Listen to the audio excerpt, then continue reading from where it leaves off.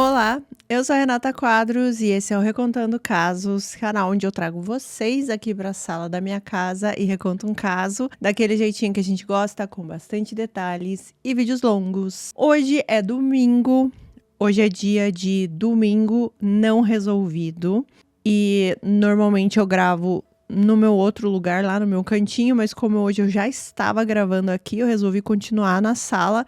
Eu só mudei a luz lá atrás, eu tirei a luz roxa. Deixei essa luz aqui mais aconchegante pra gente. Se você tá chegando aqui pela primeira vez, eu conto casos criminais às terças, tá?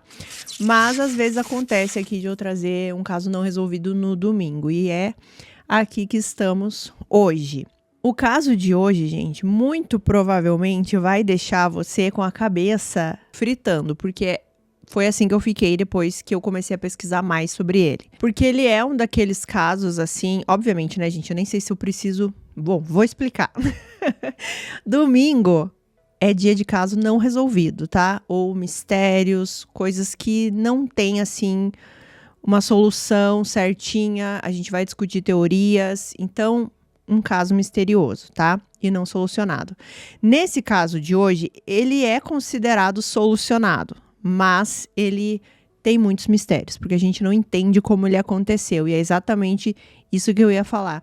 A gente fica com a mente aqui fritando, porque você não consegue encaixar todas as peças. Tudo que eu vou contar aqui para vocês. Qualquer teoria que você escolha, tem sempre alguma coisa que não encaixa. Fora que muitas coisas se perderam no tempo, né? Então, muitas coisas que poderiam ajudar a gente a entender melhor o que aconteceu não existem mais.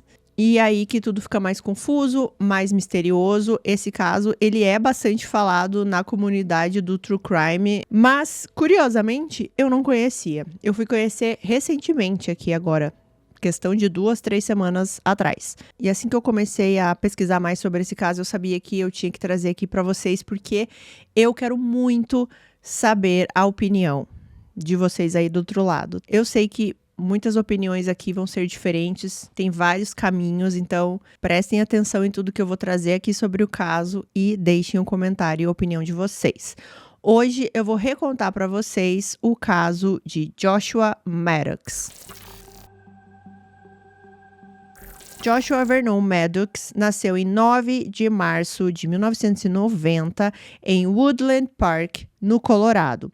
Filho de Michael Albert e Roberta Lee Maddox. Ele era o caçula de 4 filhos. Ele cresceu cercado pelas irmãs Catherine e Ruth Marie e pelo seu irmão mais velho, o Zachary, que era o melhor amigo do Joshua e também a maior referência. Essa cidade onde eles moravam, Woodland Park, é uma cidade pequena e os moradores chamam a cidade carinhosamente de a cidade acima das nuvens. E é um lugar bastante histórico, rodeado por montanhas, várias florestas, trilhas, cachoeiras, áreas de camping. E a casa da família ficava muito próxima a diversas trilhas, a diversas paisagens e lugares bonitos. E isso era perfeito para o Joshua, porque ele amava a natureza e ele amava ficar por horas na natureza. Desde criança, o Joshua era descrito como alguém muito calmo, gentil, sensível e profundamente conectado à natureza.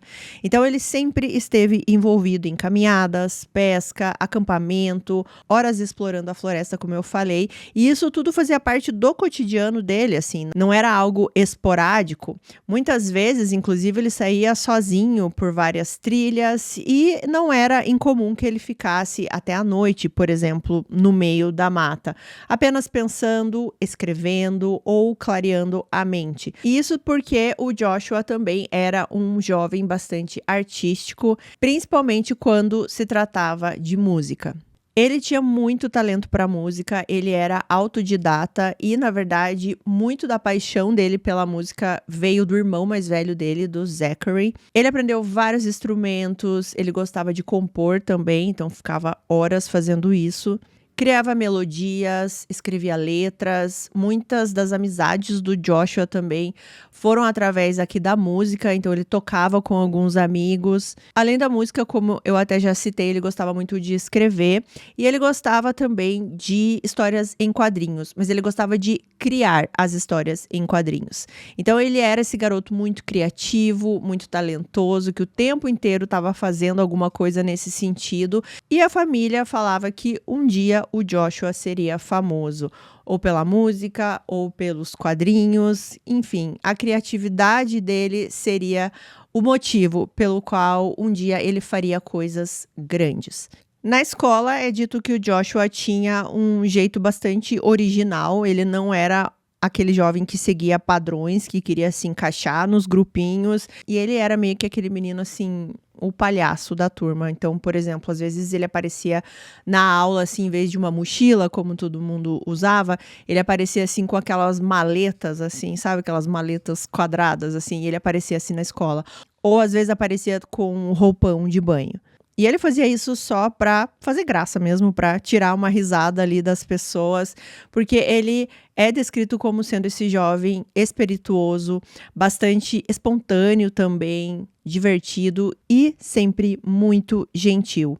O Joshua, ele foi educado em casa durante parte da infância dele, mas depois ele entrou ali para uma das escolas em Woodland Park, onde ele fez muitos amigos.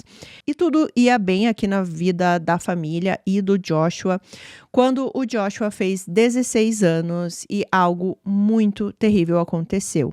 O irmão mais velho do Joshua, o Zachary, ele tirou a própria vida. Na época aqui, o Zachary tinha 18 anos, né? E como eu falei, o Joshua tinha 16. O Zachary, ele tirou a própria vida 2 semanas antes de se formar no ensino médio. E a família, ela não tinha ideia que o Zachary enfrentava uma depressão bastante profunda. Foi um choque muito, muito grande e, obviamente, atingiu toda a família, mas para o Joshua isso foi devastador. O Zachary, como eu falei, foi o irmão que apresentou a música para o Joshua e o Joshua admirava muito o irmão mais velho, era uma inspiração, ele queria ser como o irmão. Eles faziam várias coisas juntos, era sempre o apoio que o Joshua tinha e agora ele tinha perdido isso. Então, de acordo com o pai do Joshua, essa perda aqui do irmão foi meio que o limite para o Joshua. Ele ficou muito introspectivo, ele se recolheu, ele passou a ficar ainda mais tempo sozinho na floresta e dedicando-se à música. Ele não era mais assim tão espirituoso com as pessoas, né? Ele ficava mais na dele, fazendo as coisas dele sozinho, o que antes às vezes ele dividia com as outras pessoas. E é dito que ele perdeu um pouco, assim, da essência que ele tinha antes, mas as pessoas sabiam que era por causa do Zachary, né? Porque ele não tinha mais o irmão. Os dias foram se passando, os meses também, e o Joshua, ele continuou ali a vida dele, tentando fazer as coisas que ele gostava, voltou a criar ali com a música, com os seus quadrinhos. Inclusive, ele estava fazendo um projeto, assim, que ele estava levando muito a sério, que era uma história em quadrinho, que ele estava o tempo inteiro ali em cima, criando. Então, no último ano do ensino médio, o Joshua, ele entrou para uma banda com alguns colegas, ele voltou a se envolver mais com as pessoas. E a irmã do Joshua disse a seguinte frase sobre ele, abre aspas, ele era meu melhor amigo, me ensinava a buscar a grandeza e nunca falar mal de ninguém. Joshua era um exemplo, uma das pessoas mais especiais que já conheci, fecha aspas. E uma das coisas que o Joshua sempre dizia para a família é que um dia ele iria sair de casa para viver uma grande aventura. Ele repetia isso várias vezes. E a família sabia que isso ia acontecer em algum momento, assim, que ele poderia sair explorar o mundo, de repente começar a viajar por várias cidades, estados, se apresentando aí com a música. De alguma forma, a família acreditava que isso ia acontecer, dele juntar tudo isso, esse espírito livre que ele tinha de conhecer vários lugares, o contato com a natureza, junto com a arte. E então, a gente chega na manhã de 8 de maio de 2008. É dito que era um dia que fazia bastante frio, mas também estava bastante ensolarado, então era um dia bem bonito. O Joshua aqui nesse ponto estava com 18 anos, ele tinha acabado de fazer 18. E ele acordou normalmente, seguiu a rotina dele da manhã e ele avisou ali uma das irmãs que ele ia sair fazer uma caminhada. E como eu falei, era algo muito comum para o Joshua. Ele sempre fazia isso, andava ali aos arredores, ficava por horas fora e às vezes até bem tarde. Então ele saiu ali pela porta da casa, como ele já tinha feito tantas outras vezes, só que dessa vez ele não voltou. Conforme as horas foram se passando, ninguém se preocupou aqui, porque era costume do Joshua fazer isso, ficar por horas fora de casa. Quando o pai do Joshua, o Mike, ele chegou em casa à noite depois do trabalho, ele achou estranho o Joshua não estar em casa. Mas as irmãs do Joshua falaram que não era para o pai se preocupar, porque o Joshua fazia isso e muito provavelmente ele estava acampando em algum lugar com alguns amigos e muito provavelmente no dia seguinte ele ia aparecer.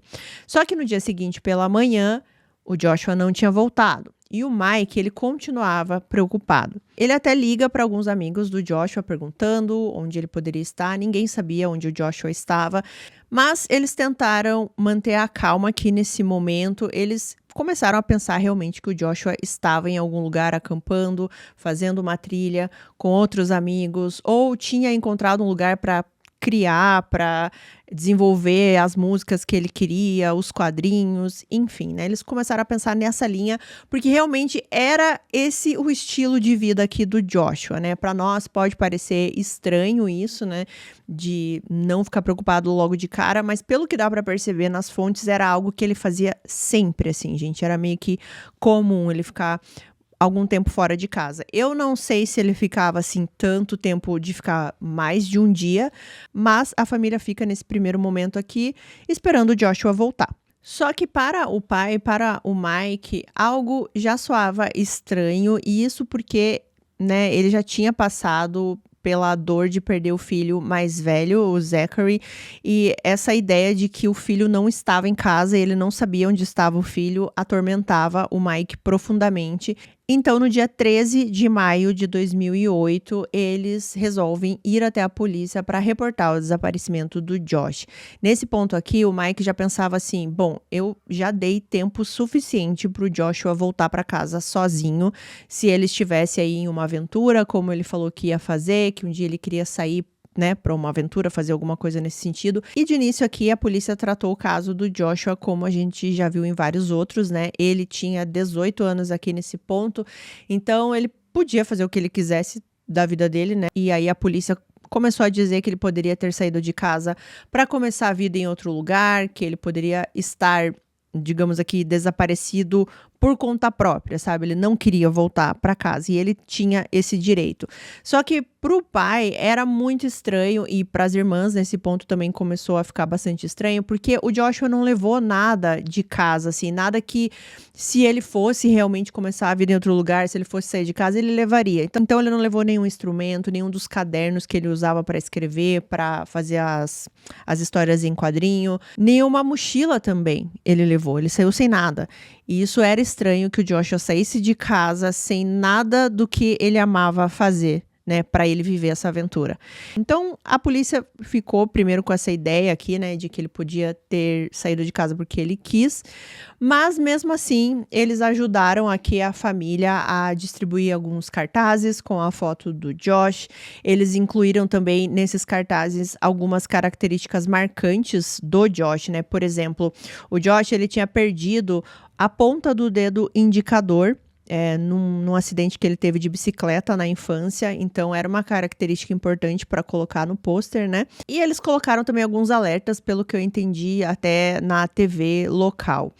E isso foi basicamente o que a polícia fez. Eles não saíram, por exemplo, procurar pelo Josh. Enquanto isso, a família fez essa busca, né? Fez essa parte. Eles saíram pela floresta, eles foram em várias trilhas conhecidas ali da região, acampamentos também, abrigos improvisados, até viadutos, becos, qualquer lugar assim que, por exemplo, alguns jovens em situação de rua estavam, eles foram procurar pelo Josh lá, só que eles não encontraram nada. E assim, gente, nada. Nada, nada, nenhuma evidência. Pelo que eu entendi, chegou num ponto que a polícia até começou a tentar ajudar aqui um pouco nas buscas, mas tudo é meio nebuloso nesse caso, vocês vão entender. Nenhum sinal do Josh. Os dias viraram semanas, que viraram meses, que viraram anos. E durante esse período, o que aconteceu foi que o Mike e a Roberta, né, os pais do Josh, se separaram. A Roberta sai de casa, mas o Mike, ele se recusava a sair ali da casa, porque ele sempre pensava que se o Joshua estivesse realmente vivendo essa aventura em algum lugar, em algum momento ele ia escolher voltar para casa e ele queria estar naquela casa para receber o filho, para o filho saber que ele tinha um lugar para voltar. Durante esses meses, durante esses anos, cada corpo que era encontrado ali na região era um frio na barriga aqui para a família, né? Porque eles acreditavam que pudesse ser o Josh. E desculpa, gente, às vezes eu tô falando acho que Josh, às vezes Joshua, tá? Mas é porque tem horas que eu escrevi Joshua no roteiro, às vezes Josh, mas enfim, é sempre a mesma pessoa. As irmãs do Joshua sempre tentavam manter a esperança. Uma delas chegou a dizer que ela sempre preferiu acreditar que o Joshua estava vivendo uma aventura em um outro lugar. Essa aventura que ele tanto sonhou, ela disse também que ela esperava um dia encontrar o irmão, quem sabe casado com uma esposa e filhos, ou talvez aparecer como um músico ou um escritor com várias obras e usando um pseudônimo, ou vivendo perto da natureza como ele sempre amava. Mas, com o passar dos anos, a realidade aqui realmente foi ficando cada vez mais dura para a família. E apesar da busca, da investigação bem limitada aqui que a polícia fez, o Joshua parecia simplesmente ter desaparecido sem deixar rastro algum. E aí a gente chega no ano de 2015. 7 anos, gente, depois do dia que o Joshua saiu falando que ia fazer uma caminhada. E durante todos esses anos que se passaram, várias coisas foram acontecendo ali ao redor, né, da casa da família do Joshua. E agora que eu vou dar um contexto, explicar para vocês sobre um local que ficava a cerca de 1 milha de distância da casa da família, ou seja, menos de 2 quilômetros, tá? É um lugar assim perto da casa da família. Eu vou explicar um pouco aqui da história desse local para vocês entenderem. Essa área que eu tô descrevendo aqui para vocês era uma área parte da antiga propriedade conhecida como Thunderhead Ranch. Esse local, ele é cercado de vários mitos. A história, na verdade, começa na década de 1930, quando esse rancho foi construído por um homem chamado Big Bird. Esse homem era uma figura lendária da época ali em Woodland Park. O Big Bird, ele comandava vários cassinos ilegais e o Thunderhead Ranch, que é esse local que eu estou falando para vocês, era um dos pontos mais movimentados aí desses cassinos ilegais que ele tinha. No Thunderhead Ranch funcionava um grande salão com música, comida, caça-níqueis, enfim, bebida, dançarinas. Os clientes de maior confiança aqui do Big Bird, eles eram conduzidos para uma cabana mais afastada desse grande salão, como se fosse algo mais privativo. E era uma cabana escondida meio que entre os pinheiros aqui dessa região. Esse lugar é um lugar mais reservado, onde aconteciam jogos mais privados e também mulheres iam, né, a serviço desse Big Bird e também dos outros clientes dele. Só que o que aconteceu? Esse império aí dos cassinos desse homem, o Big Bird, durou até 1954, ou seja, durou um bom tempo, né? Desde 1930 até 54, foi um bom tempo. Só que aí teve uma denúncia desses cassinos, tudo isso virou uma matéria gigantesca na época, no jornal da época, e a polícia foi atrás do Big Bird. Pelo que eu entendi, ele foi absolvido, não sei se não conseguiram provar, enfim, mas o que aconteceu é que o estabelecimento dele fechou. Na época, esse Big Bird tinha um advogado, o nome desse advogado, Martin Murphy. E esse advogado, ele ficou encantado com essa propriedade ali que era do Big Bird e que agora não poderia mais funcionar como um cassino. Então, o que ele fez? Ele comprou essa propriedade aí do cliente dele, né, do Big Bird. E essa propriedade incluía o salão, que eu falei para vocês, e também essa cabana, que era essa cabana mais privativa. A família desse advogado, do Martin Murphy, começou a usar então a cabana ali como, né, uma propriedade normal de família. Inclusive, um dos filhos desse advogado, depois de adulto, chegou a morar na cabana durante um bom período, assim, cerca de mais de 20 anos. E aí, esse filho se mudou da cabana, eu não sei exatamente o que aconteceu, mas a propriedade ali ficou para o outro filho desse advogado, o Chuck Murphy. E esse Chuck Murphy vai ser importante aqui para o nosso caso. Ele herdou toda essa propriedade aqui que fazia parte desse rancho, né? O salão e a cabana. E aí, o que ele fez? A maior parte da propriedade ali, que inclui aí esse salão, ele meio que dividiu lá em vários lotes e vendeu para lotes residenciais. Só que a parte ali da cabana, ele manteve. Ele tinha um certo apego a essa cabana, né? Algumas pessoas tinham morado ali, inclusive o irmão dele. Então, a cabana ele não quis vender. Com o tempo, chegando já aqui nos anos de 1990, ele fez algumas reformas nessa cabana. Ela foi ampliada, eles construíram um novo cômodo e nesse novo cômodo tinha uma segunda lareira, né, com a chaminé, ou seja, a cabana já tinha uma lareira, né, com chaminé e eles fizeram um cômodo com mais uma. E o que dá para entender, durante esse tempo, algumas pessoas moraram nessa cabana. Eu não sei se ele alugava a cabana ou se eram pessoas conhecidas dele, mas enfim, a cabana estava sendo utilizada. Só que em 2005, não tinha mais ninguém morando lá. E a partir daí, a cabana ficou completamente abandonada. E assim, gente, quando eu falo completamente abandonada, é completamente abandonada mesmo. Pelo que dá para entender, nem o Chuck ia muito nessa cabana. Caiu meu brinco. E quando um local fica assim, né, sem manutenção por muito tempo, várias coisas começam a se deteriorar, né? E tem muita infiltração, era de madeira, né? Então a madeira começa a apodrecer, alguns animais entram, alguns animais também morrem dentro da cabana, né? Esquilos, guaxinins, muito mofo, enfim, né? Tudo isso foi tomando conta aqui da cabana. Pelo que dá para entender, o Chuck, ele até ia visitar a cabana algumas vezes, mas aquela visita, assim, acho que só para ver se a cabana ainda estava lá. Em algumas fontes falam também que ele tinha alguns funcionários, porque ele tinha uma empresa de construção. E aí, alguns funcionários também iam até a cabana para fazer algum tipo de manutenção, né? Fazer alguns reparos.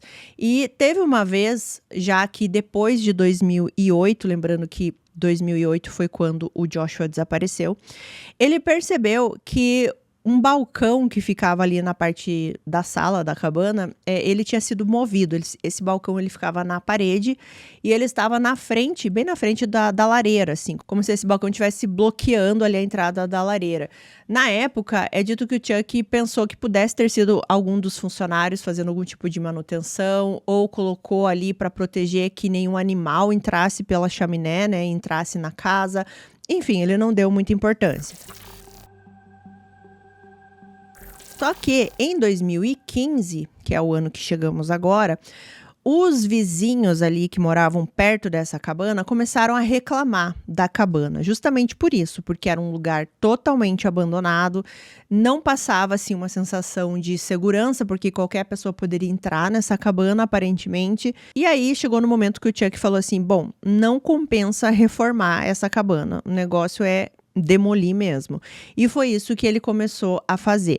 Então, na manhã do dia 7 de agosto de 2015, a equipe de demolição ali que o Chuck chamou, chegou cedo na cabana e a cabana estava naquele estado, né, muito deteriorada, cheia de sinais de animais, o cheiro forte continuava lá dentro também, e eles começaram a demolir. E assim, eu não entendo nada de demolição, né? Mas em uma das fontes eu vi que eles explicam que nem sempre a demolição vai ser daquela forma assim de você chegar na casa, por mais deteriorada que ela esteja, né? E você vai, sei lá, jogar uma máquina lá e vai quebrar tudo, né? Às vezes você vai demolindo por partes porque você pode querer aproveitar algum material daquela casa. Enfim, eu não entendo, tá? Eu tô só repassando aqui o que eu vi na fonte. Então, aqui o que aconteceu foi que eles começaram a demolir a casa pelas chaminés, assim, né? Pelas lareiras. Eles começaram a quebrar e a desmontar ali os tijolos. E quando eles chegam na lareira ali, chaminé, que tinha sido construída em 1990, ou seja, a segunda chaminé ali da casa, eles percebem, né, aquele balcão que estava travando a entrada, eles retiram esse balcão, começam ali a quebrar a lareira, e foi quando eles fazem uma descoberta horrível. Era por volta das 2:30 da tarde, ou seja, eles já estavam trabalhando nessa demolição aí por um bom tempo, tá? Já tinham mexido em grande parte da casa. Eles começam a quebrar ali a parte da chaminé e quando eles olham o espaço estreito ali da chaminé e eles estão quebrando tudo isso ali por dentro da casa, tá? Só para vocês terem uma noção de imagem. Eles começam a quebrar e eles percebem um corpo preso nesse espaço. Esse corpo estava totalmente enrijecido, na verdade, ele estava num estado já super avançado de mumificação. E quando esses funcionários percebem isso, eles ligam imediatamente para o Chuck. E a frase que o Chuck ouviu no telefone foi: encontramos um corpo dentro da chaminé. Quando as autoridades chegaram ali no local, né, porque eles foram chamados, deu para notar que era um corpo de um jovem. E a posição que esse corpo estava era muito incomum. Como eu falei, já estava no estado de mumificação natural ali. E a posição foi uma das primeiras coisas que chamou a atenção das autoridades. Gente, aqui eu já começo a explicar, porque assim, é muito difícil a gente imaginar como esse corpo estava na chaminé, baseado nas descrições que eu ouvi de vários vídeos que eu assisti. Cada pessoa vai ter uma interpretação, porque não tem fotos, não tem desenhos oficiais, não tem nada. Nesse caso, muita coisa não tem nada, se é que vocês me entendem. Então, é difícil, mas eu vou tentar descrever aqui para vocês depois de muito pesquisar, mas eu quero que vocês tenham essa noção. É muito difícil a gente entender exatamente como estava esse corpo, tá? E outras coisas que vão aqui influenciar. Mas tá, vamos lá, vamos por partes. Uma pausa aqui, gente. Quem tá falando com vocês agora é a Renata da edição, porque na edição eu encontrei uma foto bastante reveladora que eu não tinha encontrado antes de gravar. Ela é do canal Explore With Us Unsolved, é um canal muito bom, inclusive, do YouTube, e eles falam sobre esse caso e eles mostram fotos do caso realmente, fotos oficiais. Obviamente, elas estão, assim, com um desfoque, né, pra não mostrar, porque é chocante, mas eles conseguiram fazer um desenho em cima da foto ali que tá borrada, e é esse print que vocês estão vendo na tela nesse momento aqui, tá? Pra vocês terem uma ideia de mais ou menos como estava o corpo. E eu peguei este desenho que eles fizeram, transformei num outro desenho e coloquei numa chaminé aqui imaginária, né? Tudo num desenho pra gente tentar visualizar como ele poderia estar dentro da chaminé. Só que eu quero deixar claro, e quero que vocês tenham isso em mente também, que essa posição, ela muito provavelmente, ele tá mais compacto, né, por causa do tempo, né, isso influencia bastante, mas a Renata aí da gravação vai falar sobre isso também, tá? Mas eu só quero mostrar então que o desenho que vocês vão ver aqui, colocar várias vezes durante o vídeo, vai ser esse que eu refiz no Photoshop, baseado nessa foto aqui do canal Explore With Us, que mostrou fotos oficiais do caso. Já vou avisar aqui rapidinho pra vocês que eles também conseguiram fotos de outros itens da cena que eu também não tinha visto quando eu tava gravando, então vocês considerem isso, mas eu vou mostrar essas fotos durante o vídeo, tá? Mesmo que ali, quando eu tava gravando, eu fale que eu não tinha visto ainda, tá? Só para vocês entenderem e não ficar confuso. Então, voltando ao vídeo. Segundo a descrição aqui mais oficial, digamos assim, desse caso, o corpo estava de cabeça para baixo, ele estava dobrado ao meio, dentro desse espaço ali estreito, os joelhos estavam acima da linha da cabeça, indicando compressão durante o processo de decomposição e ressecamento ali do corpo. As pernas estavam já assim separadas do restante do corpo, mas isso acredita-se que foi o resultado natural ali do processo de mumificação e do colapso ali do corpo, e aparentemente esse corpo estava ali por muitos anos. Os braços, eles estavam flexionados com as mãos próximas ao rosto. O corpo vestia apenas uma camisa térmica, camiseta, né, térmica de manga comprida. Não havia calça, nem sapatos, nem meias. Em alguns lugares também fala que não tinha a cueca, mas também é uma informação que eu não consegui confirmar oficialmente. Todos esses itens, né, ou seja, a calça, o sapato e as meias, estavam dentro da cabana. E aqui é importantíssimo. Eu já tô dando aqui para vocês os elementos desse caso, mas eu quero ser muito verdadeira com vocês e sem sensacionalismo, tá, gente? Eu fiquei muito presa nessa parte aqui das roupas. E sim, existiam roupas dentro da cabana, mas em alguns lugares as pessoas afirmam com todas as letras que as roupas estavam perfeitamente dobradas dentro da casa. Só que eu não pude confirmar isso, tá, gente? Em muitos lugares apenas falam roupas em uma pilha. Outros lugares falam roupas organizadas em uma pilha, mas assim, em nenhum lugar oficial eu encontrei a frase dobradas, tá? Então, fique claro isso, porque em vários lugares que eu vi sobre esse caso, as pessoas ficam focando nisso, né? Que as roupas estavam dobradas dentro da casa. Não encontrei nada oficial que diga isso.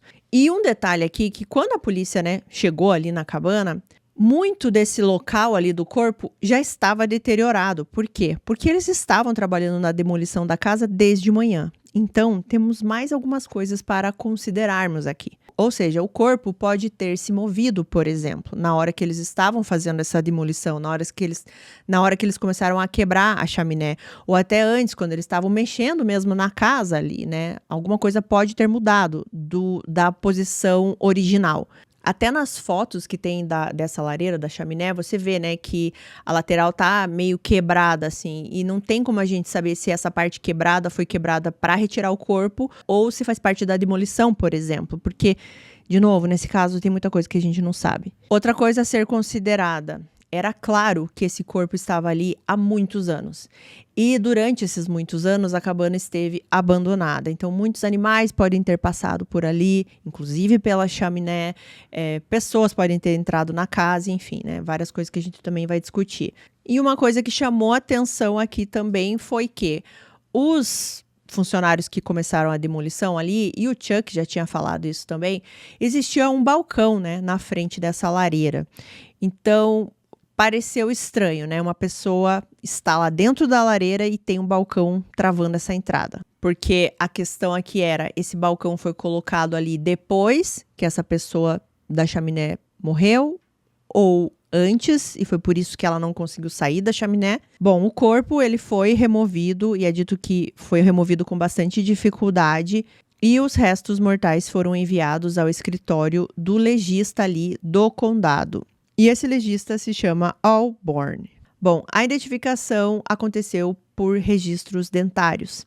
E nessa altura que vocês já devem imaginar, então em 29 de setembro de 2015, 7 anos após o desaparecimento, foi oficialmente confirmado que os restos mortais na chaminé eram de Joshua Maddox. A família, é claro, recebeu essa notícia com muita tristeza e também, assim, com um alívio, né? Na verdade, um alívio misturado com dor, porque você sabe o que aconteceu, entre aspas, né? Mas, ao mesmo tempo, você tem aquela confirmação que você não vai mais ver a pessoa querida, né, da sua família. E a irmã do Joshua, ela deu um depoimento comovente e ela disse, abre aspas, os últimos 7 anos foram realmente difíceis e dolorosos, mas dada a estranha situação, dadas as circunstâncias, é quase um milagre que estejamos tendo a oportunidade agora de lhe dar o funeral e o enterro adequados. Não era assim que queríamos que ele voltasse para casa. Mas enfim, ele voltou. Ele merece, ele não está mais perdido. E é isso que importa. Fecha aspas. A família, então, realizou um funeral em outubro de 2015. Aí vem o relatório desse legista, tá? Do Alborn, que é uma figura muito debatida nesse caso. Por quê? Porque ele avaliou o corpo e ele anunciou publicamente que a morte do Joshua foi acidental. A teoria que ele apresentou foi que o Joshua subiu no telhado e tentou entrar pela chaminé e que ele entrou, assim, com a cabeça primeiro, entendeu? Que ele já entrou, assim, de cabeça para baixo. Que ele ficou preso E aí ele chegou a dizer que ele poderia ter ficado preso em um aquecedor que tinha nessa chaminé, um aquecedor embutido, alguma coisa assim. Mas de alguma forma ele ficou preso e acabou morrendo por hipotermia. Possivelmente em 1 ou 2 dias, mais ou menos. Segundo esse legista, não havia sinais de violência, não havia fraturas defensivas, não havia marcas de tiro ou facadas, nada sugeria homicídio. E um comentário que ele fez que as pessoas acharam de muito mau gosto, porque não tem nenhum motivo para ele ter feito esse comentário, mas ele disse que muito provavelmente foi uma morte bastante dolorosa, e mesmo que ele tenha tentado gritar, pedir ajuda, ali naquelas condições dentro da chaminé e aonde ficava a cabana, ninguém teria ouvido. Foi uma declaração aqui vista como insensível, né, e também bastante inadequada pela família do Joshua, é claro. E aí que as coisas começam a ficar estranhas, gente. E se preparem. Começa porque o próprio legista disse que existiam ali roupas dentro da casa. E ele mesmo também diz no relatório que as roupas eram do Josh. Só que nessa teoria que ele tá aqui falando, né, do Joshua ter entrado de cabeça para baixo, pela chaminé, pelo telhado, ele não explicava as roupas. Ele nem sequer citou as roupas nessa explicação da teoria aqui oficial. Ele não explica como que as roupas teriam saído do corpo do Josh parado dentro da cabana, sendo que, segundo ele entrou pelo telhado, pulou de cabeça para baixo, e as roupas, ele não explicou. Bom, a polícia declarou então que se tratava de um acidente, e isso foi e ainda é muito debatido, porque parece que não houve esforço da polícia para realmente entender como o Josh foi parar lá. Várias coisas aqui erradas, gente, assim, porque eles não preservaram a chaminé depois de tirar o corpo de lá. Eles não fizeram, por exemplo, uma reconstituição de como o Joshua poderia ter parado lá dentro, sabe? Baseado na física, na ciência, enfim, sei lá. Colocar, sei lá, um boneco com o peso parecido com o Josh, tentar entender como que ele ficou naquela posição, se teria como ele ter entrado lá por cima, enfim. Essas coisas que a gente espera que uma investigação faça. E a gente tá falando aqui de 2015, a gente não tá falando lá dos anos 90, dos anos 80, né? Então já existia muita tecnologia. Não teve nenhuma investigação mais profunda, por exemplo, sobre a possibilidade de um crime. E algo que irrita muitas pessoas é que logo depois aqui, já que, né, analisaram o corpo, colocaram como acidente, a polícia autorizou o Chuck, né, o dono da cabana, a continuar a demolição. E a casa foi simplesmente demolida. Inclusive o Chuck, gente, que é o dono da cabana aqui, ele falou que se ele soubesse que o caso aqui seria tratado da forma que foi tratado, né, que não iriam investigar, por exemplo, como realmente isso aconteceu, ele não teria demolido a cabana. Então, poucos dias depois da identificação aqui do corpo, a cabana inteira foi demolida, assim, até o último tijolo. Nenhuma outra perícia foi feita, nada assim posteriormente foi feito. Bom, quando o laudo do legista foi divulgado como sendo um acidente, o Chuck, o dono da cabana, ele não conseguiu, assim, aceitar esse laudo. E isso porque ele tinha algumas observações para fazer sobre a construção da cabana, mais especificamente sobre a reforma que ele fez lá nos anos 90, que eu falei para vocês. Ele ficou, assim, até irritado, porque ninguém da polícia, por exemplo, foi perguntar para ele como era a estrutura dessa chaminé antes da demolição, o que tinha lá, todas essas coisas. Ele achou que a polícia tinha que falar com ele antes de dizer que era um acidente. E uma das coisas que ele disse que existia na cabana e que não deixava a teoria do acidente possível e nem a teoria lá do legista, era que lá em 1990, quando ele construiu essa segunda chaminé, esse segundo cômodo aqui, na parte de cima da chaminé, ele colocou tipo uns vergalhões assim, como se fosse uma tela de vários ferros na parte de cima, assim, meio que na boca da chaminé, para evitar que animais entrassem pela chaminé. E essa chaminé nova, ela era uma chaminé bem estreita, tá, gente? Onde o Joshua ficou preso. Pelas medidas que eu encontrei nas fontes, 41 por 36 centímetros. Então, bem estreita mesmo. Então, ele ficou irritado porque ninguém questionou ele sobre isso, assim, como era a chaminé ali, como estava a chaminé antes da demolição. E ele tinha certeza que o Joshua não tinha entrado por cima, né, pelo telhado, como o legista falou, porque existiam esses vergalhões. Então, no começo de outubro de 2015, ele conseguiu um encontro pessoal com o legista do caso, o Al Borne. E o Chuck explicou, então, assim, tudo isso que eu falei aqui para vocês, né, que não teria como ele ter entrado pela chaminé, pelo telhado, que não tinha como acontecer. Ele falou sobre as medidas da chaminé, a estrutura, os materiais utilizados. Só que diz que eles ficaram nessa conversa durante um tempo e nenhum deles conseguiu, assim, convencer o outro, entendeu? Eles não entraram num acordo. E aí, o que o Chuck fez, gente? O Chuck, ele foi até a mídia para falar sobre isso e ele não só falou dessa questão aqui da parte de cima lá da chaminé, mas ele falou de um detalhe que não tinha sido divulgado pelo legista para a mídia, tá? Que era o quê? O detalhe das roupas dentro da casa. E realmente, né, o legista, ele confirmou que existiam roupas ali, ele falou que provavelmente eram do Josh, mas ele não disse como aquilo aconteceu. Ele continuou com a teoria que o Joshua veio lá por cima, de cabeça para baixo. Então o Chuck, ele jogou tudo isso aí na mídia, falando que era impossível ser um acidente, o Joshua não entrou daquele jeito na chaminé, e ele era uma das pessoas aqui que estava tentando chamar atenção para esse caso. Segundo o Chuck, essa estrutura que ele colocou em cima da chaminé não é um negócio assim que você coloca e pode ser removido, tá? Eram ferros assim, vergalhões que foram colocados entre os tijolos e o cimento da chaminé quando ela foi construída, tá? Então não é uma coisa assim que se simplesmente tira e eu vou entrar na chaminé. Então era isso que o Chuck estava falando. Só que o legista, ele, né, tinha aqui a explicação dele. O legista, ele disse que isso que ele construiu lá nos anos 90 poderia nem existir mais ali na chaminé, poderia ter se deteriorado. E outra coisa que o legista questionou é que não havia sinais desses vergalhões, dessa estrutura ali na demolição. Nenhum sinal, não existia também nenhuma foto feita da chaminé que indicasse que esses vergalhões estavam lá. Então, por exemplo, daí o Chuck rebatia falando que muito provavelmente essa parte de cima da chaminé já tinha sido retirada no início da demolição.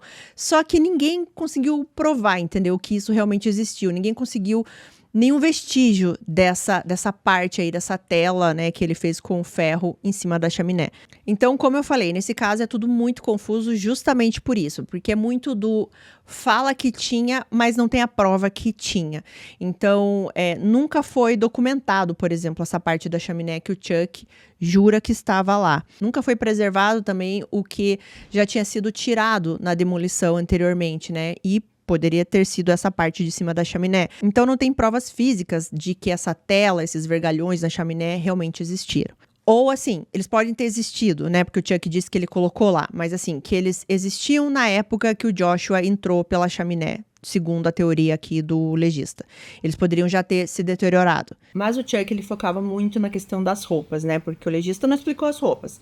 Então, o Chuck falava assim, qual era a lógica, por exemplo, se fosse a versão aqui do legista? Então, o Joshua, de alguma forma, entrou primeiro na cabana, tirou as roupas, deixou ali organizadas ou não, ou numa pilha. Depois, ele vai para fora da cabana sem as roupas, sobe no telhado e tenta entrar pela chaminé. Não fazia nenhum sentido. E aí o legista falava assim, bom, encontramos roupa ali perto. Não sabemos por que ele tirou, como ele tirou, quando ele tirou. Parece que o pensamento dele não era linear. Ele quis dizer assim que o Joshua talvez não estivesse no seu estado mental normal. Então por isso que a cena parecia um pouco confusa. Ele também chegou a dizer que talvez drogas estivessem envolvidas. E quanto a isso, a família se pronunciou dizendo que o Joshua não utilizava drogas, não era da personalidade dele. Só que assim, a gente sabe que nem sempre os pais, as irmãs, enfim, vão saber exatamente tudo sobre a vida de um jovem de 18 anos. Você utilizar drogas não é uma coisa que você conta no almoço com a família, né? Então a gente tem que levar isso em consideração também. Mas a família sempre defendeu que o Joshua nunca teve envolvimento com isso nunca fez uso dessas substâncias, ainda mais uma substância que iria alterar completamente o pensamento dele dessa forma, para ele fazer algo tão inexplicável. O Chuck, ele começou então a apresentar as próprias teorias. Ele começou a dizer que muito provavelmente o Joshua estava dentro da cabana, por algum motivo tirou as roupas e ele tentou subir na chaminé pela parte de dentro da cabana, ou seja, pela lareira ali, né? E aí alguém empurrou o balcão ali para frente da lareira, prendendo o Josh lá dentro. Outra teoria é que alguém pode ter tirado a vida do Josh antes e aí escondeu o corpo dele dentro da chaminé, também colocando o balcão ali na entrada da lareira. O Chuck, ele dizia que ele não tinha certeza, obviamente, mas ele dizia que eram hipóteses que deveriam ter sido consideradas antes de fechar o caso como um acidente.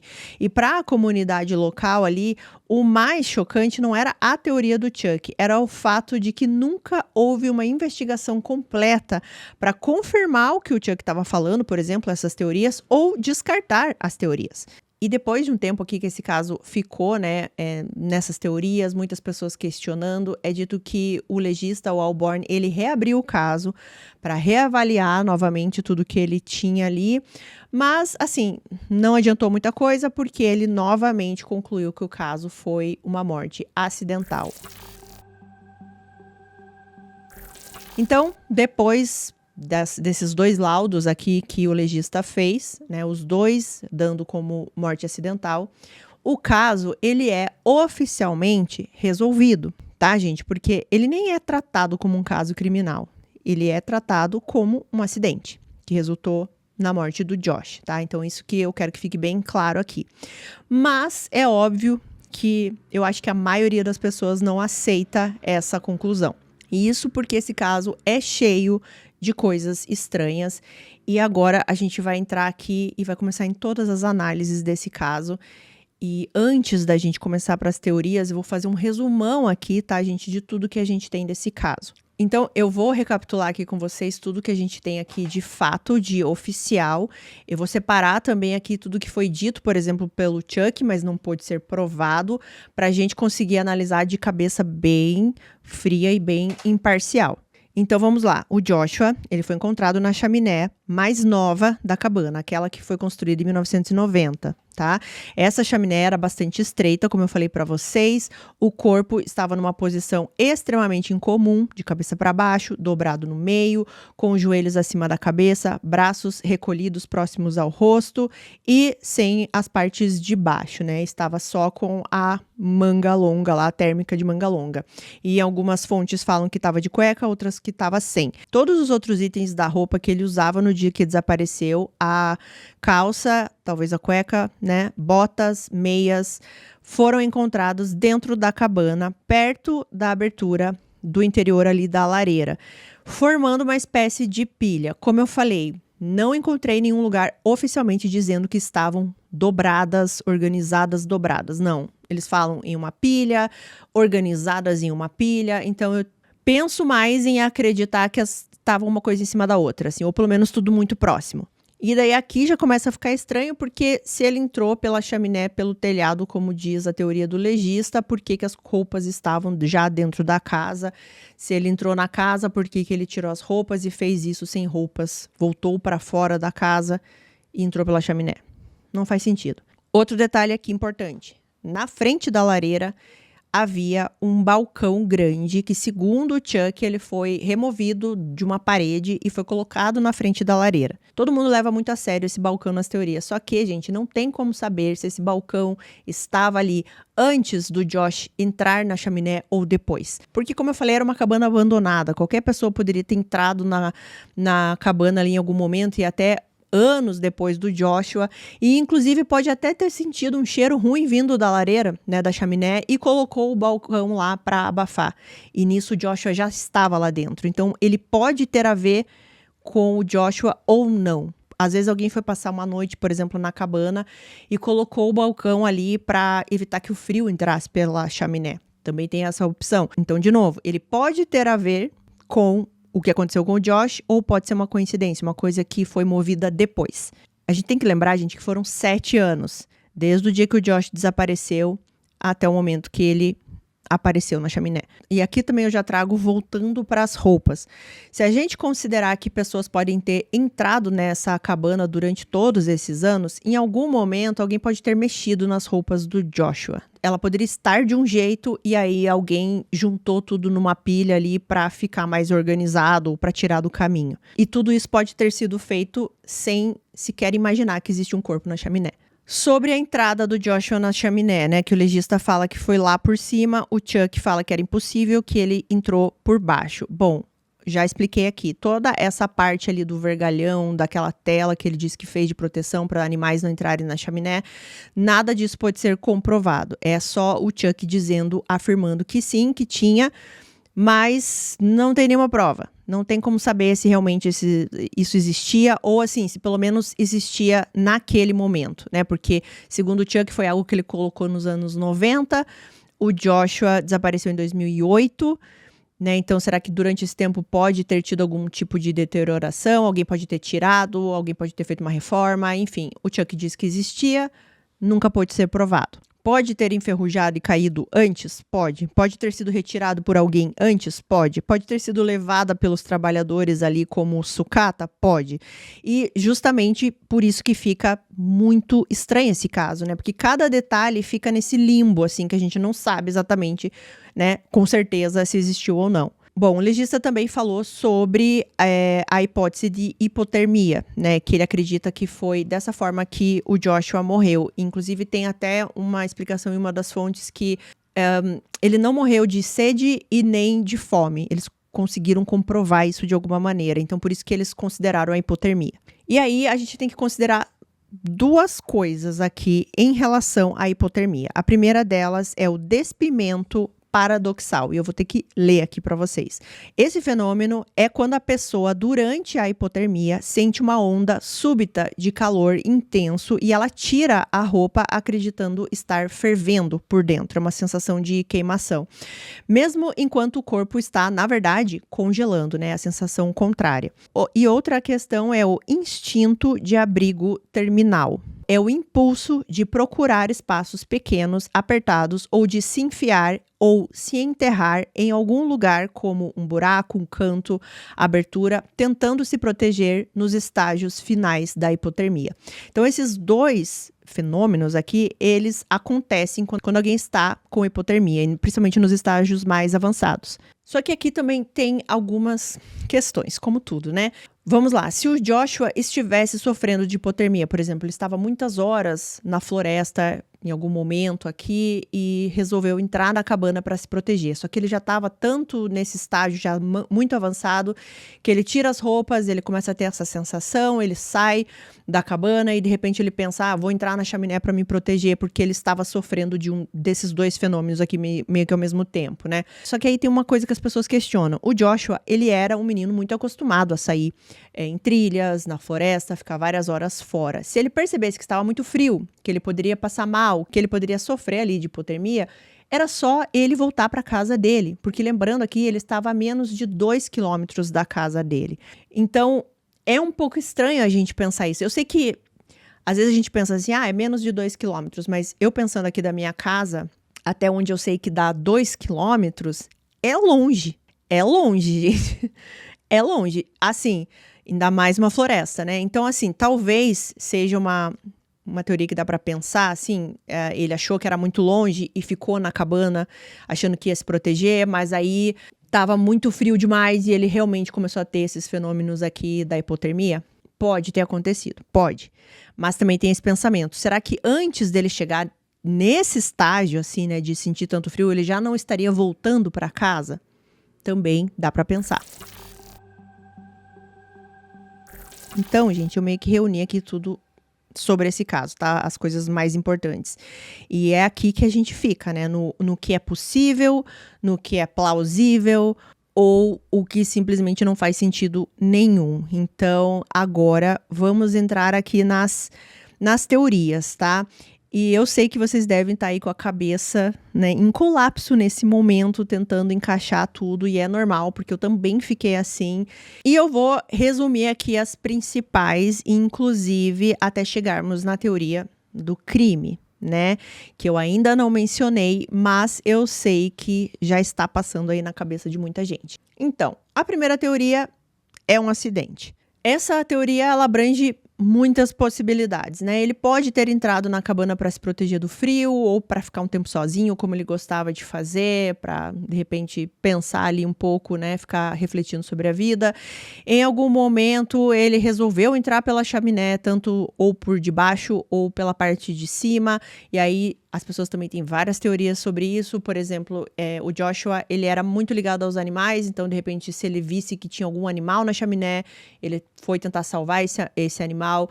E quando ele tentou ir por cima, ele já tentou ir com a cabeça, assim, né? Primeiro, para tentar pegar esse animal, e nisso ele ficou preso. E eu acho até que é bastante possível esse acidente se não fosse a questão das roupas, dele estar sem roupas. E aí tem a questão aqui de que ele poderia ter tirado as roupas enquanto ele estava preso na chaminé, só que aí ele teria que ter entrado com os pés primeiro, certo? Então vamos lá, se ele entrou na chaminé por algum motivo, a gente nunca vai saber o motivo, mas se ele entrou na chaminé com os pés primeiro, então, tentou entrar na cabana pela chaminé, por exemplo, ele não achava que ia conseguir entrar pela porta ou pela janela. E aí ele tentou entrar com os pés primeiro pelo telhado, pela chaminé lá em cima. Vamos considerar que aqueles vergalhões não existiam, até porque não tem provas que eles existiam realmente, só a fala do Chuck. Ele entrou e ali ele ficou preso e de alguma forma ele tentou se livrar das roupas, principalmente da parte de baixo, para ver se ele conseguia se soltar ali na chaminé. Então ele começou a tirar os calçados, a meia e conseguiu se livrar da calça. E essas roupas caíram ali na parte da lareira. Ele ficou preso, ele perdeu a vida e aí em algum outro momento uma pessoa viu essas roupas, empilhou tudo no lugar, depois uma pessoa em um outro momento colocou o balcão na frente da lareira. Só que aqui tem uma questão, a posição do corpo. A posição do corpo, pelo que a gente pode entender do legista, ele estava de cabeça para baixo. Então não teria como ele ter entrado com os pés e se livrado da roupa. E se ele tivesse entrado realmente de cabeça para baixo, se ele se livrasse da roupa, a roupa não ia passar por ele e cair nos pés da lareira. Se é que deu para entender. Então, por isso que eu falei que vai ser difícil você encaixar uma teoria que feche todas as evidências e os fatos que a gente tem e coisas que falam sobre esse caso. Claro que nessa teoria aqui do acidente, existe a possibilidade, sim, do Joshua ter consumido alguma droga naquele dia e alguma droga forte que deixou ele desorientado. Pessoas sob influência de substâncias fazem coisas malucas e eu já vi, inclusive, casos que no início eram tratados como casos criminais e depois foram ver que as pessoas estavam só delirando, gente, assim. E, inclusive, com o resultado de pessoas perdendo a vida, né? Então, ele pode ter consumido alguma coisa e daí é até mais fácil da gente explicar, por exemplo, assim, que ele tenha entrado na cabana, consumiu alguma coisa, ficou meio delirante, tirou as roupas, saiu da cabana, foi no telhado, entrou pela chaminé e ficou preso. E perdeu a vida lá porque ficou preso, né? E se você fica preso de cabeça para baixo, assim, gente, tudo começa a comprimir. Não é uma posição normal do corpo humano, né? Então, você perde a vida mesmo se você ficar muitas horas assim. E aí, explicaria tudo, basicamente, né? Se fosse isso. É a teoria que eu acho que mais explica. E, inclusive, explica até o balcão. Por exemplo, o balcão poderia já estar na lareira antes do Joshua subir na chaminé. E quando ele subiu, ele viu ainda que ele não conseguiria sair por ali, né? Então ele ficou preso realmente, porque ele não conseguia nem a abertura ali. Então ficou até mais difícil dele respirar e tudo mais, enfim. Até explica mais coisa. Só que aí tem a questão do vergalhão lá em cima, tá? Assim, gente, eu fico mais assim do lado de que esses vergalhões não existiam, tá? Porque realmente, se você não tem como provar, não tem uma foto, não tem nada do dia lá, é difícil. Mas também, ao mesmo tempo, eu penso que a polícia também não investigou muita coisa, né? Então, como que a gente vai desacreditar totalmente do Chuck, né? Enfim, continuando. Existe essa possibilidade do Joshua ter realmente consumido alguma coisa. E aí você vai me perguntar, tá, mas e aí não fizeram nenhum teste toxicológico no corpo do Joshua? Sim, fizeram e não encontraram nada. Mas aí tem algumas pessoas que defendem que depois de tantos anos, o processo ali, né, que ele ficou naquela chaminé, um local muito seco, o corpo estava mumificado praticamente, então seria difícil encontrar. E tem algumas pessoas que falam que Existem alguns testes que você tem que fazer especificamente para aquela substância, senão você não vai encontrar. Então tem isso, né? Mas foi feito um exame e diz que não encontraram nada. Isso bate com o que a família fala do Josh, né? Que ele não usava drogas. E aqui na parte do acidente também entra a teoria da hipotermia, que eu acabei de falar, né? Então eu não vou repetir aqui, senão vai ficar muito repetitivo. Mas que ele poderia ter entrado na cabana buscando abrigo, ficou desorientado, aconteceram aqueles fenômenos da hipotermia lá que acontecem. Esse foi o resultado de alguma maneira. E só lembrando que daí algumas pessoas não acreditam nessa parte porque a casa do Josh era próxima, era cerca de 1 milha. 1 milha, gente, é basicamente 1,6 km. Assim, não é tão longe, também não é super perto, né? Mas como eu falei, eu acho que o Joshua, ele era inteligente o suficiente para entender que estava muito frio, que ele, de repente, assim, estava sem algum agasalho e voltaria para casa em algum momento. Ele não esperaria todo esse tempo, assim, ele passar mal para tomar uma providência. Eu fiz uma pesquisa, gente, eu até deveria ter mencionado isso antes, né? Mas na pesquisa que eu fiz, na noite que o Joshua desapareceu, a temperatura estava variando ali de 1 grau Celsius até 17 graus, mais ou menos. Então, assim, fazia bastante frio e a gente tem que considerar ali que na floresta, né, na mata sempre faz mais frio ainda.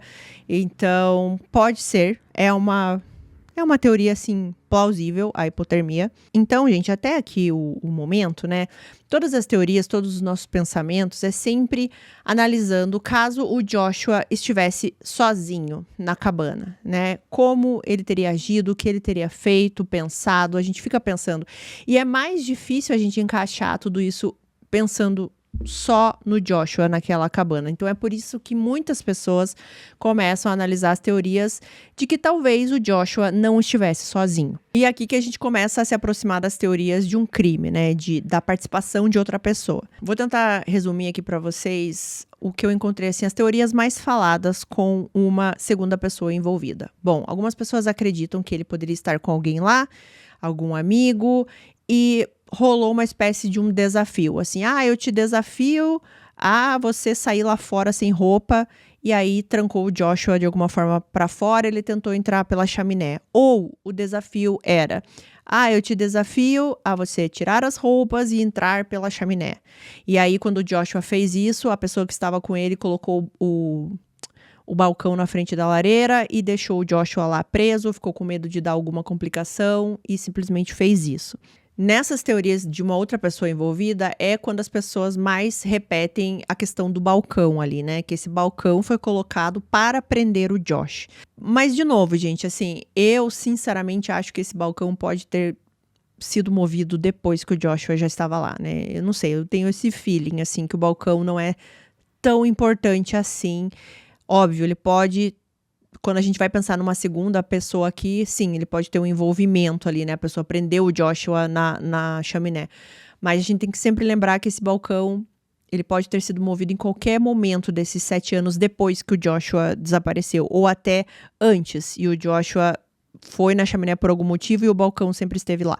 Tem a hipótese também de um encontro amoroso, e aqui algumas pessoas acreditam que pode ter sido assim, até com uma pessoa ali do mesmo sexo, um outro jovem, e o Joshua talvez tivesse vergonha, não tivesse assumido. Isso eu tô repetindo aqui as teorias das pessoas, tá, gente? Tô tentando trazer a maior parte aqui, mas algumas pessoas acreditam que poderia ser isso, e daí por isso o Joshua sentiu a necessidade de ser algo mais escondido, e de alguma forma ali no meio desse encontro amoroso, alguma coisa deu errado, alguma discussão, e o Joshua parou na chaminé por algum motivo. Tem algumas teorias assim também que começam de uma forma, mas não tem muita explicação depois.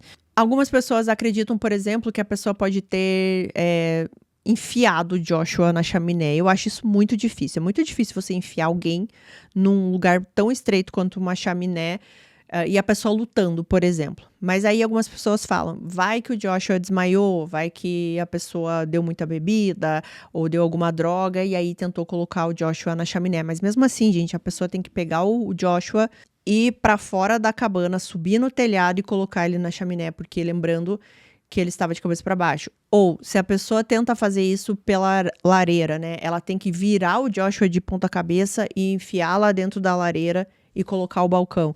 Então, é tudo muito estranho, muito forçado, assim, pra mim, sabe? Essa questão de alguém colocou o Joshua lá dentro.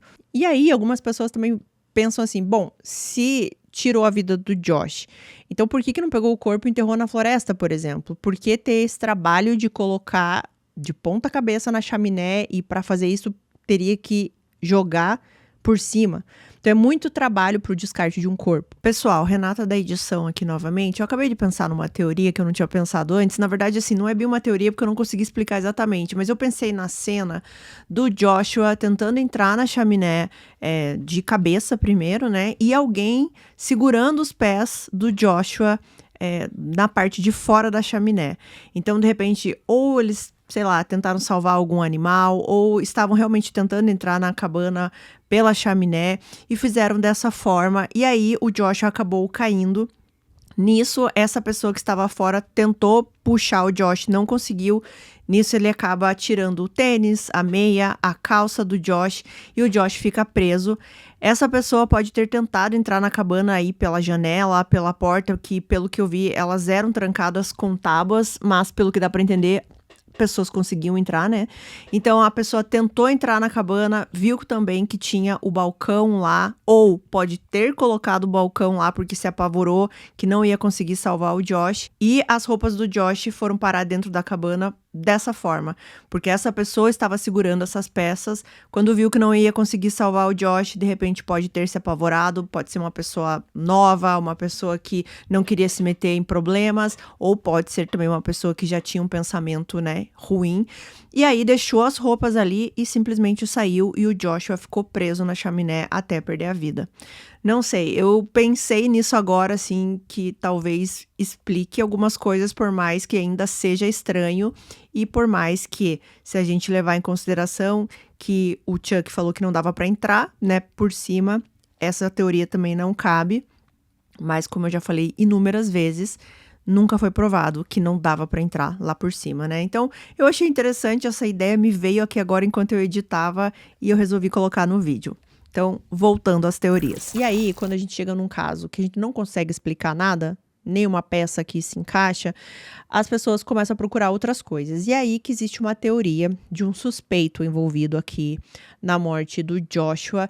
E esse suspeito tem nome e sobrenome. Só que eu preciso deixar bem claro aqui, gente, é uma teoria que as pessoas conhecidas do Joshua, pessoas da internet, principalmente no Reddit, é uma teoria que ficou muito famosa na internet porque a pessoa que escreveu diz conhecer o Joshua e conhecer essa pessoa também e tinha convivido com eles. É uma teoria que algumas pessoas conhecidas do Joshua também acreditam, mas, de novo, eu preciso reforçar, é uma teoria, porque esse caso foi dado como acidental, tá? Porque o Joshua morreu de forma acidental e não que alguém tirou a vida dele. Essa teoria nunca foi investigada oficialmente, esse suspeito nunca foi um suspeito formal do caso, tá? Só para ficar claro. O nome, então, que vamos falar aqui é Andrew Newman. E como essa teoria começou? Bom, o Andrew, ele era 2 anos mais velho que o Josh. Mas os dois, eles estavam muito próximos ali no ensino médio. Eles tocavam na mesma banda no último ano ali do ensino médio, eles tinham alguns gostos parecidos e eles tinham esse espírito aventureiro também. Eles gostavam desse lance de pegar a estrada, ficar na natureza, enfim, né? Tudo que eu já expliquei aqui da personalidade do Josh. O Andrew, ele era extremamente nômade. Ele viajava, assim, o país inteiro. Ele pegava vários trens clandestinos. Ele dormia onde desse para ele dormir. Ele ficava morando em vários lugares, né, pulando de estado para estado, e o Joshua, ele achava isso fascinante, ele achava isso muito legal, e o Joshua, ele sempre falava disso, né, de fazer a própria grande aventura, como eu comentei com vocês, e muita gente próxima ali aos dois contou posteriormente que o Josh e o Andrew, eles estavam planejando viajar juntos para o Novo México, e isso ia acontecer logo depois da formatura do Joshua. E aí que começa a coincidência aqui mais falada. Logo depois do desaparecimento do Josh, o Andrew, ele foi visto no Novo México. Ou seja, ele realmente foi para a viagem que eles estavam planejando, mesmo sem o Josh. E essa teoria meio que tomou força porque o Andrew, ele não é uma boa pessoa. E depois do desaparecimento do Josh, ele se envolveu em várias questões aí com a polícia. Ele foi preso algumas vezes no Texas mesmo, antes de ir ali pro Novo México. Ele foi ligado a um assassinato de Anthony Schneider em Albuquerque, e isso em 2009, lembrando que o Joshua desapareceu em 2008. Ele confessou, gente, ter matado uma segunda vítima, Gladys Garcia, e essa Gladys, ela estava desaparecida desde 2007. Ele tinha mandados de prisão por roubo em Seattle e Portland, e ele tentou fugir da prisão várias vezes. Ele foi preso também outras vezes entre 2017 e 2019, ou seja, aqui já depois, né, que o corpo do Josh foi encontrado, e ele foi preso por crimes variados e agressões, e também agressões a policiais. Ou seja, o Andrew, ele passou a demonstrar um comportamento muito violento, imprevisível e perigoso anos depois do desaparecimento do Josh. E isso, somado ao fato dele já ter sido amigo próximo do Josh, acendeu um alerta para muitas pessoas. Mas, da onde que veio essa teoria, né? Como que essa teoria ganhou força? Algumas pessoas que conheciam os dois e que moravam ali na região falaram posteriormente que ouviram o Andrew se gabando que tinha tirado a vida do Josh. Só que aqui, novamente, gente, isso nunca foi comprovado, nunca foi oficializado. Eram só assim as pessoas falando, e a gente sabe que as pessoas falam. Algumas pessoas chegaram até a ligar para a polícia na época falando isso, né? Olha, tem esse cara aqui que tá falando que tirou a vida do Josh, só que é dito que a polícia também não foi verificar. E aí foi quando surgiu essa postagem no Reddit, né? Dessa pessoa, um usuário anônimo, também a gente tem que desconfiar disso tudo, né, gente? Que dizia ser amigo do Josh e do Andrew. Nessa postagem, esse usuário anônimo, ele disse algumas coisas. Por exemplo, ele disse que o Andrew e o Josh, eles foram vistos juntos antes do desaparecimento, ou seja, eles conviviam ali, né? Algumas pessoas falavam que os dois estavam passando muito tempo juntos e que eles planejavam ir para o Novo México, como eu falei, e que supostamente o Andrew teria dito para uma outra pessoa: eu coloquei o Josh num buraco. Só que, de novo, essa frase foi citada como ouvi dizer, ouvi falar, ou seja, é um rumor. E aí, algumas coisas nessa teoria, nessa postagem, batem, são confirmadas. Por exemplo, o Andrew estar no Novo México. E sim, ele estava, e foi lá que ele se envolveu num crime de assassinato do Anthony Schneider. Isso realmente aconteceu, não é rumor.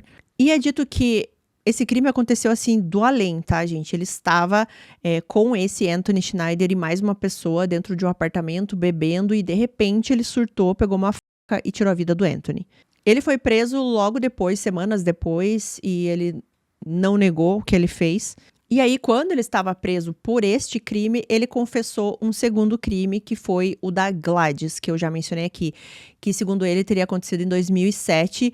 E ele também disse alguma coisa de que ele tinha colocado essa mulher num tambor, alguma coisa assim. Quer dizer, as pessoas dizem que ele disse, né? Eu tenho que deixar bem claro aqui.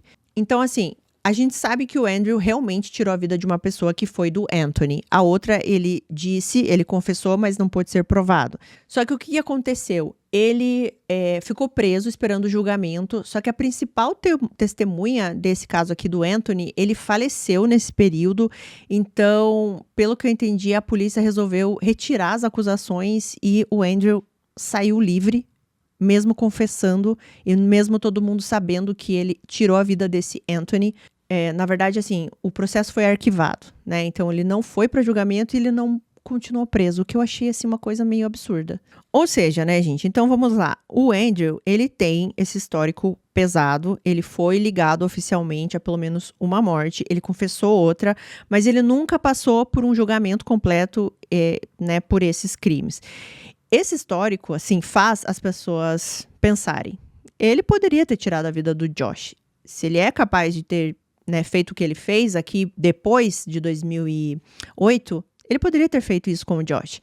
E outra coisa aqui nesse caso, como o caso do Josh estava fechado como morte acidental, de novo, não tinha como a polícia simplesmente falar: não, mas a gente vai investigar um suspeito desse caso. porque não pode ter suspeito numa morte acidental, entendeu? Se o legista tivesse colocado como inconclusiva, como indeterminada, talvez, né? Aqui eu posso estar falando besteira, mas deixaria aberto, né? Eu já vi isso em outros casos, assim, quando o legista não tem a certeza, ele coloca uma dessas coisas, porque daí você pode alterar posteriormente, se tiver pistas, se a polícia trouxer evidências, se tiver suspeitos, você pode ir para outro caminho. Só que aqui, como o caso estava fechado, a polícia não ia investigar nenhum suspeito, porque o caso estava fechado. Então, assim, para fechar essa teoria aqui do Andrew, tá? Ela se sustenta exclusivamente aqui em rumores da cidade, né? Pessoas que falam que viram, que falam que escutaram, e que o Josh e o Andrew eram realmente vistos juntos antes do desaparecimento. Os crimes, né, que o Andrew cometeu, então as pessoas sabem que ele é capaz de algo horrível. A coincidência dele ter ido mesmo para o Novo México logo depois do Joshua desaparecer, e aparentemente era um plano dos dois. Eu não sei, gente, eu duvido de tudo. Eu sou uma pessoa que gosta de fatos, explicações, coisas que façam sentido, sabe? A gente tem que pensar em tudo isso, gente. Eu sou muito cética, eu não acredito em qualquer coisa facilmente. Eu gosto das coisas bem explicadas, assim, e que tenham uma lógica. Então, eu não consigo acreditar muito nessa coisa de fulano disse, a outra fulana disse, ouviram, viram. Mas, claro, eu não descarto totalmente, tá, gente? Não descarto. E até onde eu entendi, esse Andrew aí meio que sumiu. Eu até tentei fazer uma pesquisa, parece que ele não está mais preso. Ele é aquela pessoa que entra e sai, sabe? Mas parece, assim, que ele é uma pessoa bem perigosa, bem alterada o tempo inteiro. É dito que ele usava drogas bem pesadas. Isso também ajuda aqui na teoria, né? Que, de repente, ele possa ter dado alguma coisa para o Josh e o Josh perdeu a cabeça. E, enfim, daí para não se complicar mais ainda, o Andrew simplesmente deixou o Joshua lá na chaminé e foi embora. Colocou o balcão lá e foi embora. Tem essa teoria também. Nessa teoria do Andrew também tem várias possibilidades, né? Tem essa que eu acabei de falar.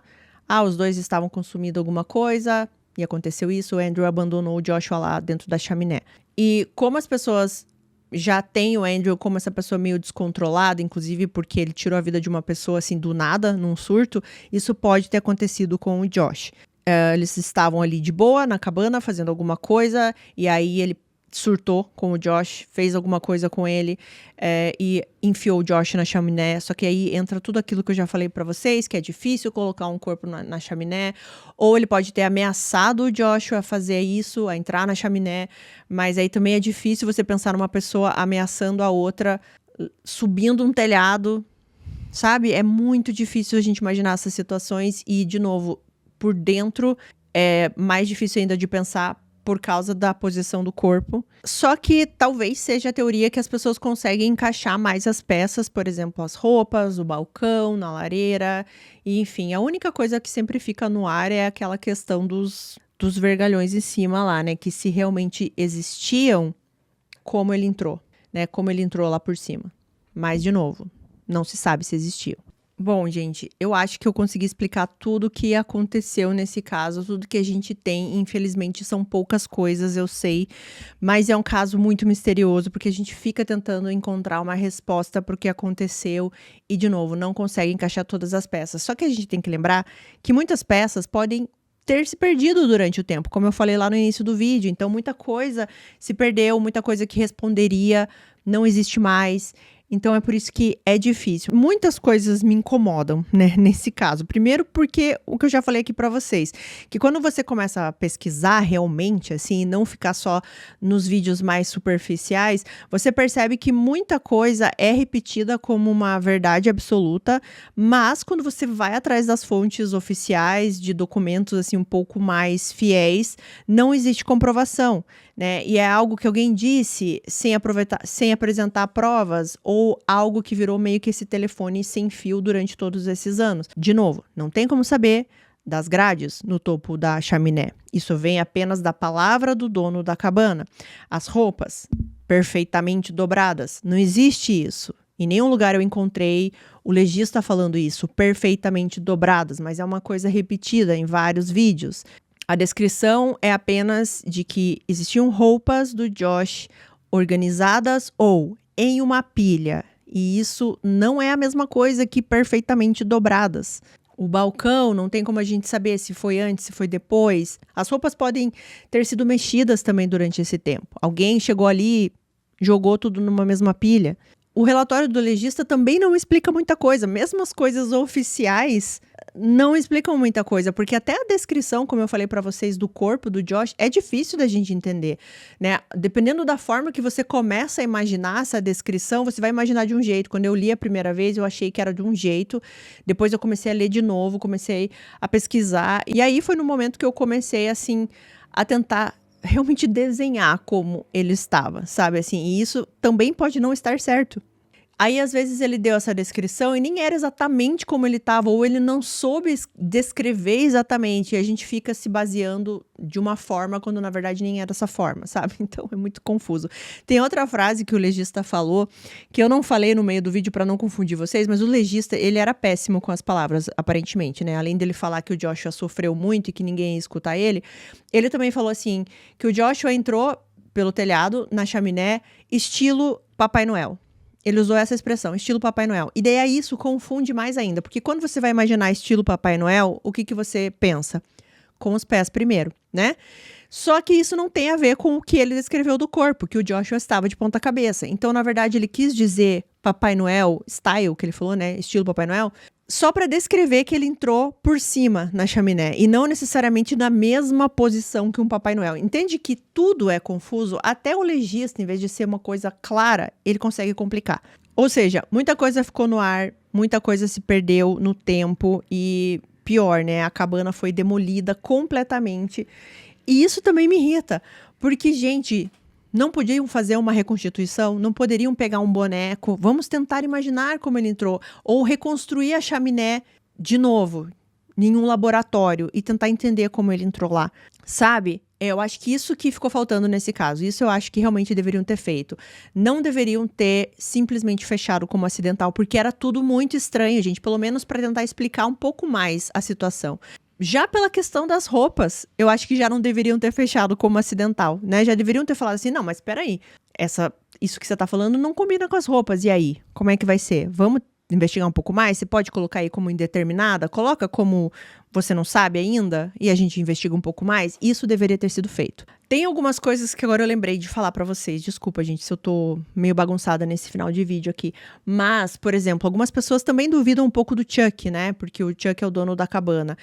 Não ouvi muito sobre isso, mas em alguns comentários e acho que em um vídeo que eu vi fala sobre isso, que é estranho também que ele tivesse tão envolvido e tentando sempre falar assim que não foi do jeito que o legista falou e tentando falar desse vergalhão que ele não podia provar, não sabia quando o balcão estava lá ou não, ele mal visitava a cabana. Então, algumas pessoas falam assim, será que ele não começou a pensar que talvez a culpa fosse recair sobre ele, porque ele deixou uma cabana abandonada lá e permitiu que uma pessoa morresse na chaminé, e aí por isso que ele estava tentando ser tão envolvido no caso, sabe? Tentar jogar outras possibilidades para que a polícia não colocasse alguma culpa nele, por exemplo.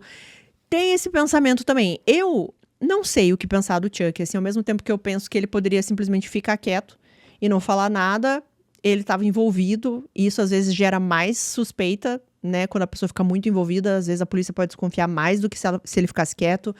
Não sei muito o que pensar sobre o Chuck, só acho complicado a gente acreditar 100% em tudo que ele fala, porque ele não consegue provar. Sinceramente, na minha cabeça, qualquer versão que tenta explicar que o Josh fez tudo aquilo sozinho não encaixa com as poucas evidências que a gente tem, né?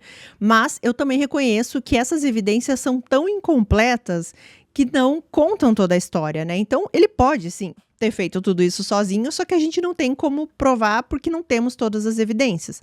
Então, até as teorias mais simples, por exemplo, assim, que ele tentou salvar um animal preso na chaminé, ou ele tentou entrar na cabana por alguma aventura ou um desafio, ou que ele não estava em plena consciência, mas ainda assim é difícil a gente entender, né, por que alguém entraria nu numa chaminé estreita de uma casa abandonada, a não ser ali a parte de não estar com a plena consciência, daí talvez isso explique. Algumas pessoas também acreditam na possibilidade de que o Joshua realmente queria tirar a própria vida, justamente porque estava se aproximando aí do final do ensino médio. Isso era muito parecido com a situação do irmão dele, que tinha tirado a vida também mais ou menos nessa época.